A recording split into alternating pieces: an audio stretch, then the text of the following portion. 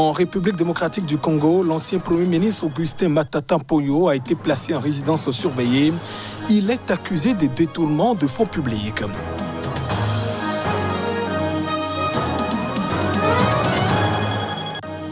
Un appel à la paix par 7 ans de violence en Afrique du Sud.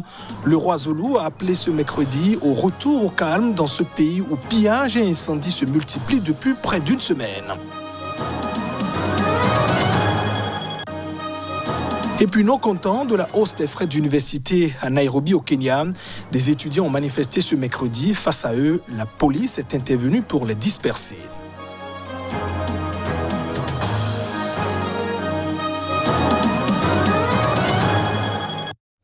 Et voilà pour le sommaire de ce journal. Merci de nous préférer pour vous informer. On vient de l'apprendre il y a quelques minutes. L'ancien Premier ministre du Congo, Augustin Matata Ponyo, a pu rentrer chez lui dans la soirée de ce mercredi. Il était pourtant placé en résidence surveillée. Il est notamment accusé de détournement de fonds publics. Retour sur cet élément, sur ce qui lui est reproché. Un mandat du parquet près la Cour constitutionnelle, daté de mardi, et signé par le magistrat Emmanuel Bonané, ordonne qu'il soit placé en état d'arrestation provisoire et assigné à résidence à son domicile. Ce dossier est fondamentalement politique. Nous comptons demander sa comparution en homme libre parce qu'il n'y a rien contre lui, a réagi auprès de l'agence France-Presse, maître Laurent Onyemba, avocat de Matata Ponyo. La justice reproche à l'ancien Premier ministre d'avoir payé plus de 110 millions de dollars à des créanciers fictifs, victimes de la zaïrianisation des entreprises étrangères lorsqu'il était au gouvernement, a-t-il expliqué. Ce qui est faux sur toute la ligne. Nous avons apporté toutes les preuves que la liste des créanciers, la certification des dettes nées de la zaïrianisation, bref, tous les dossiers ont été préparés plusieurs années avant son arrivée au gouvernement, a ajouté maître Onyemba. La zaïrianisation est une mesure d'expropriation sans indemnisation d'entrepreneurs étrangers décidée dès 1973 par l'ancien dictateur Mobutu Sese Seko. Aujourd'hui sénateur, Matata Ponyo fut ministre des Finances de 2010 à 2012 et Premier ministre de 2012 à 2016 sous le mandat de l'ex-président Joseph Kabila. Les sénateurs congolais s'étaient prononcés contre des poursuites visant Matata Ponyo dans une première affaire. Mais le 5 juillet, 6 membres du bureau du Sénat ont consenti à une demande du procureur près la Cour constitutionnelle de lever l'immunité parlementaire du sénateur Matata Ponyo.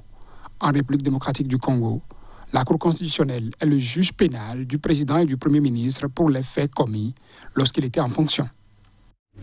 Le président de la République démocratique du Congo, Félix Tshisekedi, et son homologue burundais, Evariste Ndayishimiye, ont exprimé leur volonté de coopérer en matière de sécurité. C'est dans le cadre d'une visite de 3 jours de Ndayishimiye à Kinshasa. Tshisekedi et Ndayishimiye se sont entretenus mardi à huis clos pendant 2 heures avant d'assister à la signature de 4 accords bilatéraux, dont un portant sur la construction d'une voie ferrée reliant les 2 pays. Nous voulons éradiquer les forces négatives qui menacent l'intégrité de la RDC et du Burundi, a déclaré le président Ndayishimiye lors d'une conférence de presse conjointe en allusion aux rebelles burundais. En octobre 2020, l'armée congolaise avait annoncé avoir délogé de leur base du Sud Kivu, dans l'est de la RDC, des forces nationales de libération du Burundi, FNL, principale rébellion burundaise. Elle avait alors indiqué avoir lancé des opérations d'envergure contre 3 groupes rebelles burundais, les FNL, le Conseil national pour le renouveau et la démocratie CNRD et Red Tabara, qui a revendiqué plusieurs attaques au Burundi, ayant fait en septembre des dizaines de morts parmi les forces de sécurité burundaises. Dans la région, la RDC entretient des relations plus apaisées avec le Burundi qu'avec 2 de ses autres voisins orientaux, le Rwanda et l'Ouganda notamment. Kinshasa accuse ces 2 pays de tentatives de déstabilisation. Kigali et Kampala lui reprochent pour leur part de laisser son territoire servi de base arrière à des milices hostiles à leurs régimes respectifs. Sur le plan sous-régional, le président burundais a apporté son soutien à la candidature de la RDC à la communauté des États d'Afrique de l'Est. Félix Tshisekedi, pour sa part, a annoncé qu'il soutient la candidature du Burundi à la communauté de développement de l'Afrique australe. Un appel à la paix par 7 ans de violence en Afrique du Sud. Le roi Zoulou a appelé ce mercredi au retour au calme dans ce pays où pillages et incendies se multiplient depuis près d'une semaine. J'appelle à la paix, a déclaré Missou Zoulou à la télévision publique. Ces violences ont apporté une grande honte sur nous tous, a-t-il ajouté, soulignant que ce chaos détruit l'économie et ce sont les pauvres qui vont souffrir le plus. Les premiers incidents ont eu lieu en pays zoulou à l'Est, où l'ancien président Jacob Zuma, Zoulou lui-même, a été incarcéré la semaine dernière après une condamnation pour outrage à la justice. La violence s'est ensuite propagée à l'agglomération de Johannesburg. Je demande à la nation zoulou d'arrêter tout pillage, a déclaré le jeune roi de 46 ans qui a succédé à son père décédé en mars. Nous sommes les témoins d'une vague terrifiante qui a déferlé sur le KwaZulu-Natal à l'Est et sur l'ensemble du pays. Je crois que cela donne l'image d'un peuple qui a perdu sa dignité, a-t-il regretté, dans un discours alternant entre zoulou et anglais, évoquant un contexte de chômage et de pauvreté. Le peuple de mon père est en train de se suicider, a ajouté le jeune roi, qui règne symboliquement sur près de 12 millions de Zoulous, l'ethnie majoritaire dans ce pays de 59 millions d'habitants. Et puis non content de la hausse des frais universitaires à Nairobi, la capitale du Kenya, des étudiantes manifestaient ce mercredi. Face à eux, la police est intervenue pour les disperser à cause de gaz lacrymogène. On voit tout cela dans cet élément. Les heurts ont éclaté lorsque des étudiants en médecine de l'université ont barré des routes de la capitale et lancé des pierres sur les voitures, selon les mêmes sources. La police a répliqué par des tirs de gaz lacrymogène et des interpellations dont le nombre n'était pas connu dans l'immédiat. La manifestation a été organisée à la suite de la décision de l'université d'augmenter les frais demandés aux étudiants pour combler un déficit dû à une baisse des inscriptions. Les étudiants de ce pays d'Afrique de l'Est dénoncent déjà des frais d'inscription jugés prohibitifs pour les plus pauvres d'entre eux. Est-ce que ce n'est pas de la folie, a déclaré à l'AFP Martin Dungu, un étudiant en médecine. En ce temps de Covid, où l'économie est sinistrée, où pouvons-nous trouver autant d'argent, s'est-il interrogé. L'université a assuré que cette augmentation avait été décidée depuis longtemps et n'affecterait pas les étudiants actuels.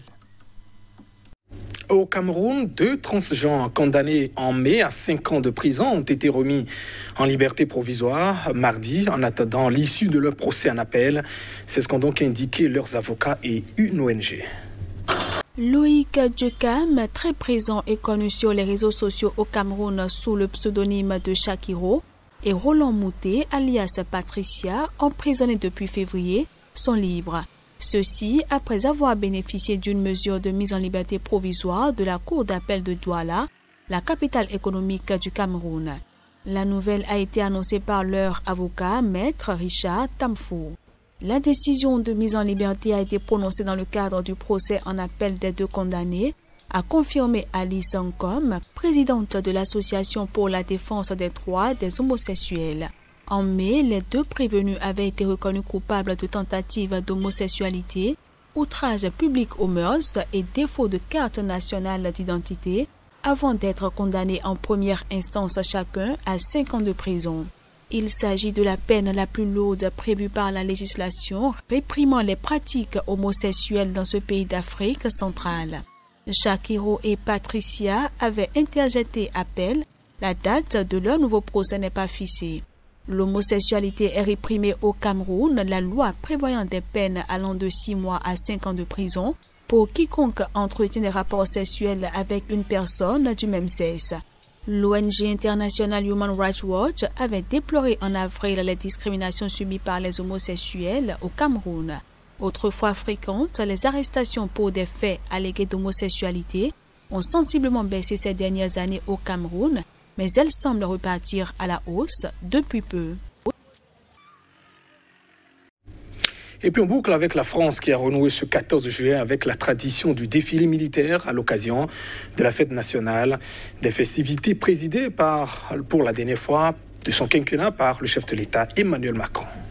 Cette année signe le retour des troupes, des drapeaux et des blindés sur la célèbre avenue parisienne des Champs-Élysées mais l'accès au spectacle a été limité. Les spectateurs devaient être munis du pass sanitaire et porter un masque. La jauge dans les tribunes a été en outre fixée à 10 000 personnes contre 25 000 en temps normal. En 2020, en pleine explosion de la pandémie, le défilé du 14 juillet avait été annulé, de jamais vu depuis la Seconde Guerre mondiale, remplacé par une cérémonie place de la Concorde. L'édition 2021 du défilé mobilise 5 000 participants, dont 4 300 militaires à pied, 73 avions, 24 hélicoptères, 221 véhicules et 200 chevaux de la garde républicaine. Gagner l'avenir est le thème de cette édition 2021. En double référence à la bataille sanitaire menée par les Français, mais aussi à la nécessaire préparation des armes à des engagements plus durs, dits de haute intensité, en s'appuyant sur des matériels de haute technologie, selon le gouverneur militaire de Paris, le général Christophe Abad. Après le traditionnel défilé aérien ouvert par la patrouille de France, un contingent de forces spéciales européennes participant à la Task Force Takuba a lancé le défilé à pied sur les Champs-Élysées. 8 nations, France, Belgique, Estonie, Italie, Pays-Bas, République tchèque, Portugal, Suède, contribuent à ce groupement initié par la France pour accompagner les forces maliennes au combat. L'opération française Barkhane au Sahel, qui mobilise aujourd'hui plus de 5 000 militaires, s'achèvera au premier trimestre 2022, a précisé mardi le président français. À l'issue du défilé, plusieurs animations seront proposées dans la capitale. Mesdames et messieurs, c'est la fin de cette édition. Merci de votre attention. Au revoir.